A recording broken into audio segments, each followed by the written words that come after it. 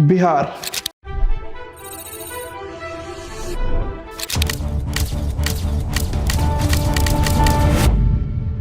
एक ऐसा राज्य जहां पे हिस्ट्री और पॉलिटिक्स मिलकर लिखते हैं एक नई कहानी। बिहार बिहार बिहार बिहार बिहार। तो आज हम बात करेंगे बिहार के पॉलिटिक्स, कास्टिज्म और माइग्रेशन के बीच के कनेक्शन की। बिहार में जाति सिर्फ एक पहचान नहीं, एक पॉलिटिकल आइडेंटिटी बन के रह चुकी है। हर नेता किसी ना किसी कास्ट से चिपका हुआ है, यहाँ तक कि इसका एक इतना गहरा इफेक्ट आ चुका है कि इलेक्शन मैनिफेस्टो भी इसी के हिसाब से टेलर किया जाता है। एक रिपोर्ट के मुताबिक बिहार के पॉलिटिकल स्पेस में सिर्फ गिने चुने परिवारों का एक बड़ा कंट्रोल है, यानी कि पॉलिटिक्स भी अब एक लिमिटेड स्पेस में आ चुकी है। और यही वजह है कि डेवलपमेंट, एजुकेशन, एम्प्लॉयमेंट इन जैसे बड़े बड़े मुद्दे पीछे छूट जाते हैं। रिजल्ट, सोसाइटी और डिवाइड हो रही है और कास्ट बस वो तो एक वोट बैंक बन के रह चुका है।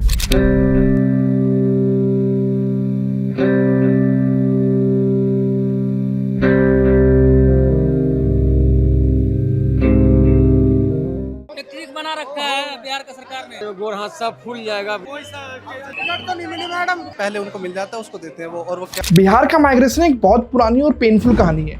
यहाँ के लाखों लोग महाराष्ट्र, दिल्ली, गुजरात जैसे शहरों में कमाने जाते हैं और उनसे पूछो तो ये कहते हैं कि यहाँ पे परिवार का पेट पालना मुश्किल है। अगर हम 2011 के सेंसस की बात करें तो बिहार के टोटल पॉपुलेशन का 7.1% आज भी बाहर है, और आज तो पता नहीं कितना ही हो चुका होगा, क्योंकि 2011 के सेंसस की बात कर रहा हूँ मैं। अपर कास्ट के लोगों का माइग्रेशन थोड़ा ज्यादा देखा गया है, लगभग 10%, और ओबीसी, ईबीसी का थोड़ा कम है। ये एक सोशल आयरनी है जहाँ पे कास्ट और इकोनॉमिक इनइक्वालिटी दोनों एक दूसरे को अफेक्ट कर रहे हैं। माइग्रेशन सिर्फ इकोनॉमिक मुद्दा नहीं है, ये एक पॉलिटिकल टेंशन बनता जा रहा है, क्योंकि जब एक यूथ बिहार से निकल के बाहर जाता है तो उनकी आवाज और वोट दोनों कम हो जाते हैं। बिहार के पॉलिटिक्स में नेपोटिज्म और कास्ट बेस्ड अपॉइंटमेंट्स कोई नई बात नहीं है। कमीशंस और बोर्ड्स में पोस्टिंग अक्सर पॉलिटिकल कनेक्शंस या कास्ट बेस पर होती है, मेरिट पर नहीं। कुछ साल पहले तो बिहार के एक मुख्यमंत्री जमीनों पर भी नौकरी दे रहे थे। ये सब मिलके एक डार्क पॉलिटिक्स क्रिएट करते हैं, जहां गवर्नेंस के बदले लॉयल्टी और कास्ट काउंट की जाती है। और जब पॉलिटिक्स कास्ट बेस पर चले तो डेवलपमेंट रुक जाती है। ये बिहार की सबसे बड़ी ट्रेजेडी है। बिहार में कास्ट कुछ इस प्रकार बटी हुई है: भूयार, राजपूत, ब्राह्मण जो स्वर्ण जातियों में आते हैं, बाकी सारी निचली जाति में आते हैं। जहां कुछ साल यादवों का राज चला था, उसके बाद कुर्मियों का। साल 2022 तक केंद्र सरकारी कर्मचारियों में 51,000 कर्मचारी बिहार से थे, यानी पूरे देश के कर्मचारियों का 1.65% हिस्सा। अब सोचिए, बिहार जब इतने सारे लोगों को सरकारी सेवाओं में भेजता है तो इसका मतलब यह है कि सिर्फ रोजगार नहीं, सत्ता, राजनीति और समाज पर भी उसकी गहरी पकड़ है। फिर भी इतना बड़ा योगदान बिहार की राजनीति में क्यों नहीं झलकता?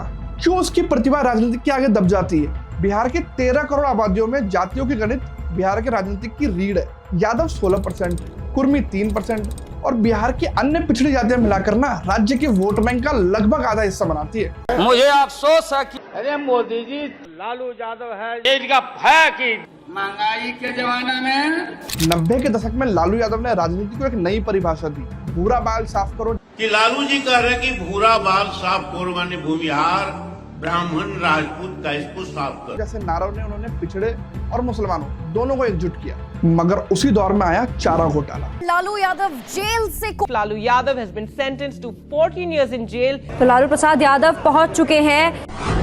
लालू के खिलाफ आपराधिक साजिश। मावेशियों के चारों में करोड़ों की हेराफेरी। आज भी लालू का स्टारडम टूटा नहीं है।